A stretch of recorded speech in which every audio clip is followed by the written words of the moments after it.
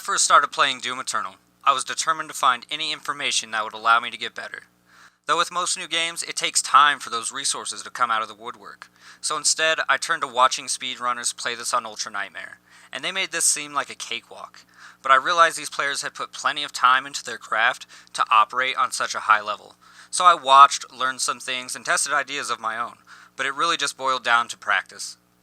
Now, I don't believe that I'm at a high level, but I have learned a ton since Doom Eternal was released. I've worked hard to understand the concepts and practice my craft, and with that came an understanding of what this game has to offer. So, I present to you an unofficial guide to Doom Eternal. Now, first and foremost, if you enjoy this content, leave a like, or if I missed something, let me know in the comments below. And as always, sub if you feel like it. Now, if you have taken a stroll through my channel, you would know that I'm a console scrub. And so I thought it'd be best to provide some tips that may be helpful for those of you using a controller. So let's start with the DualShock. While it is possible to beat the game with default controls, I think that customizing your controls to fit your needs is best. That being said, here's the setup I used to beat my first Nightmare playthrough. Now, there's not a whole lot of differences here. I moved 3 inputs around. So L3 is the equipment launcher.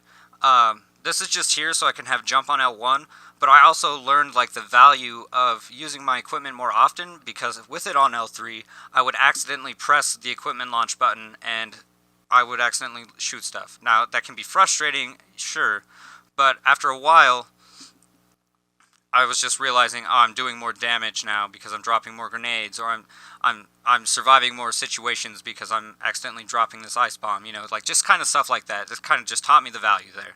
Now, X is swap equipment. I just like that there. It's less focus on the D-pad. That's nice.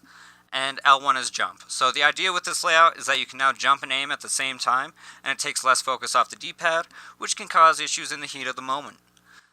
With this setup, I beat my first Nightmare playthrough, and it certainly was commendable. Though after that first clear, I decided I wanted to try a Pro controller. So now I use a Nacon Revolution Pro, which has additional buttons to bind inputs. This allows me to take some pressure off of my thumbs and focus on moving and aiming. However, these controllers can be quite expensive, and even the attachment for the DualShock is surprisingly expensive. So if that isn't your cup of tea, then the DualShock will serve you well. Now, while controllers can be limited, there is one little bit of tech that we can try to abuse. So with dashing, you can dash in any direction as long as you're using that direction when you dash. However, if you dash without any directional input, you will dash forward. I find this important because this frees up our thumb for other actions such as swapping equipment and mods, and to pull out the crucible while maintaining our mobility and aiming to a degree. Now, in theory, this can be an advantage. However, I found in practice that it is difficult to implement, though I think with enough practice, it will be a welcome addition to how you play. But beyond that, just try to make the best with the controller you have, and try to memorize the inputs so that you can adapt quickly to each situation.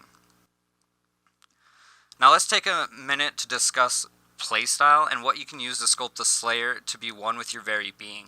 I think the best way to go over this is to give you some insight as to how I play the game and how I came to land on these runes, mods, and suit perks. Now, don't feel like you have to use anything specific. Try to experiment with different combinations to find what fits you best. So let's talk about runes first. Runes can have different ways of altering how the Slayer moves and alters abilities and cooldowns, so let's take a look at the ones that I favor. Currently, I'm using Air Control, Equipment Fiend, and Punch and Reave.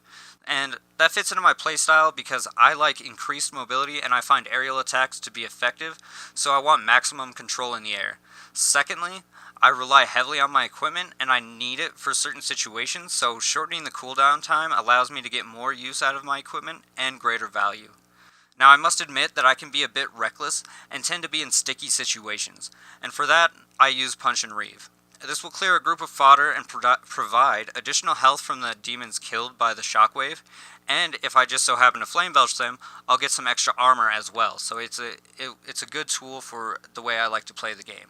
However, I like to change it up from time to time.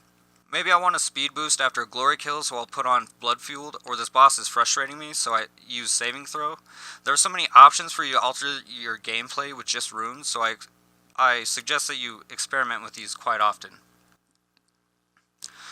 The final stop in defining your playstyle is your weapon mods. Now, some may seem mandatory, but you should always be experimenting with these to find the ones you favor. But before I break down the ones I use, I do want to take a moment to define staggering a demon and faltering a demon. So a demon that is staggered can be glory killed for health. I mean, that's pretty straightforward, right?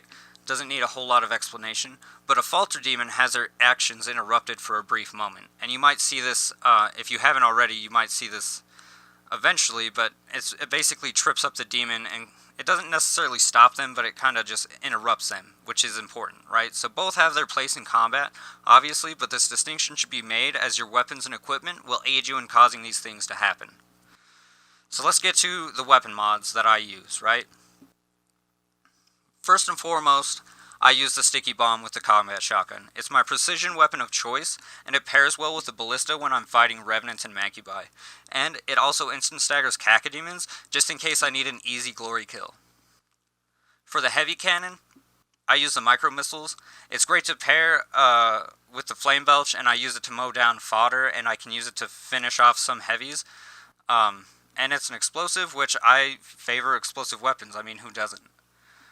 For the chain gun, I prefer the energy shield. It provides a frontal protection, and when fully upgraded, will launch the shield and damage demons that it hits, and it can also falter demons by dashing into them with the shield deployed. But in general, the chain gun is great for faltering barons, hell knights, and dread knights, so I will typically switch to the mobile turret for them. But if it's a difficult situation, like things are moving quickly, I won't even bother. I'll just use the straight up chain gun with the energy shield. Both are effective.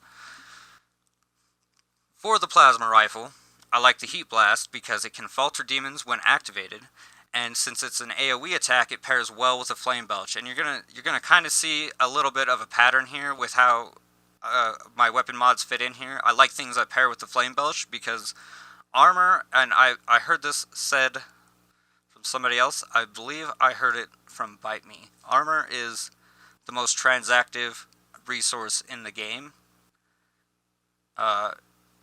Because it's a little bit easier to get armor from the flame belch than it is to get a glory kill, so to speak, in certain situations.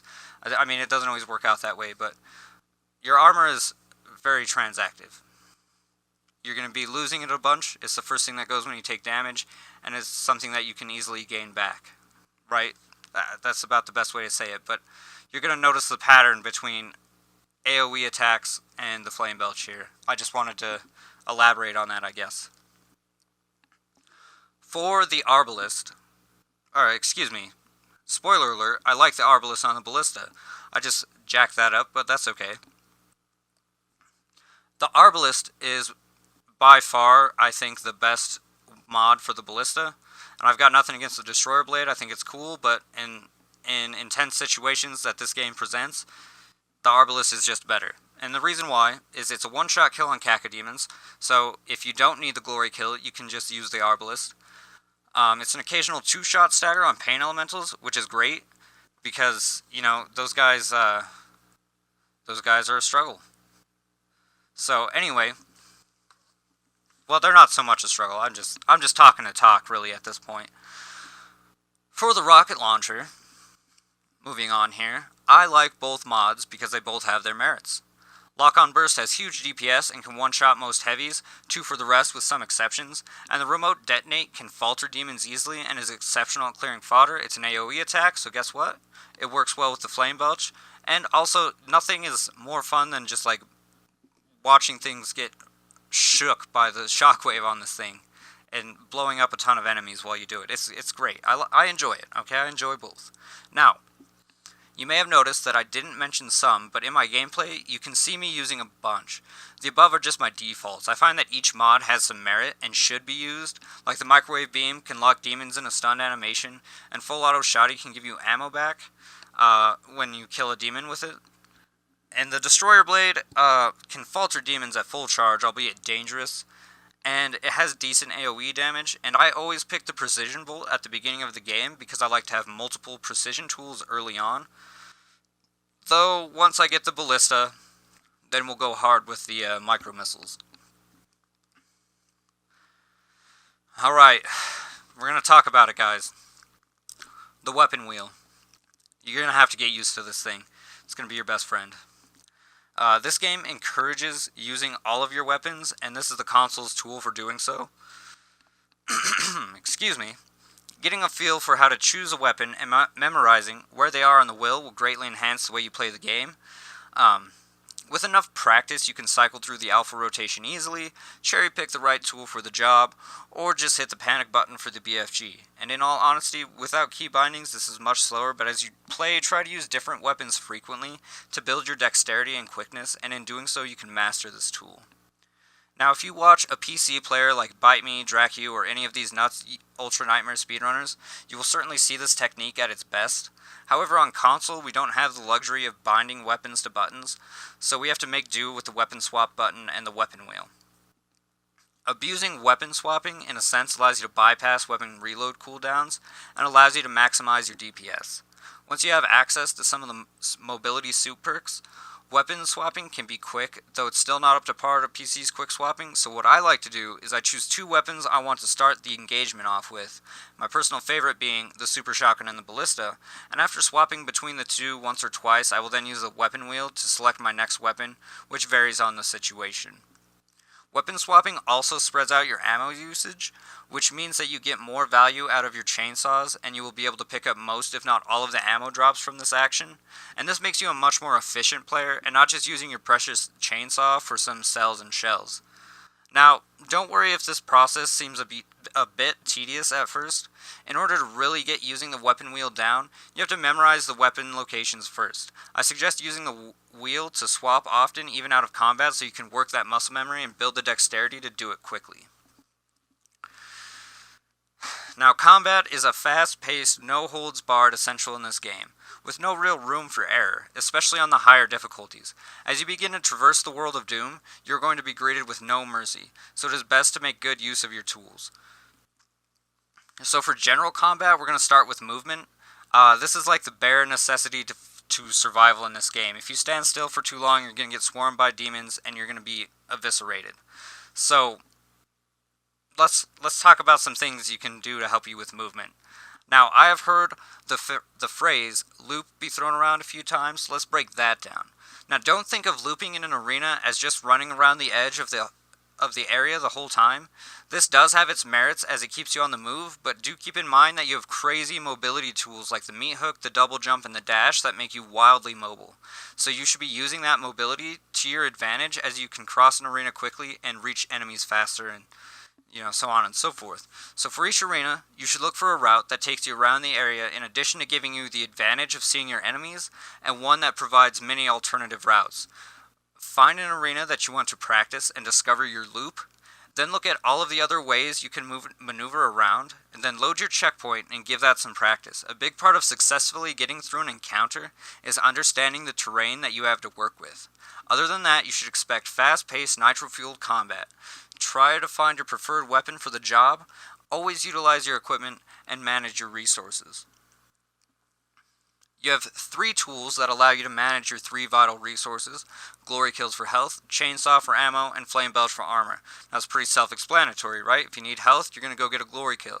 If you're running low on ammo, you're going to Chainsaw something, and if you need some armor, you should Flame Belch a group of fodder. So that's a relatively simple concept, so I'm not going to spend too much time elaborating on how to use those, or really like anything else about them until a little bit later. I don't know what I'm talking about here, but I do want to talk about some tech with your chainsaw. Okay? You get 3 pips, and it takes all of those pips to chainsaw a heavy demon. Sure, that might even the playing field a bit for you, but it also uses your whole load of gas. Who cares? You just killed your biggest threat without ammo. Well, your iframes care. You see, Glory Kills and chainsaw actions put you in a state of invincibility while you perform that action, so instead of just blowing your chainsaw on one heavy, you should reserve its use for one or both of these occasions, right? 1, if you are low on ammo, and 2, if you need a moment to take a breath and reassess your situation with less consequences.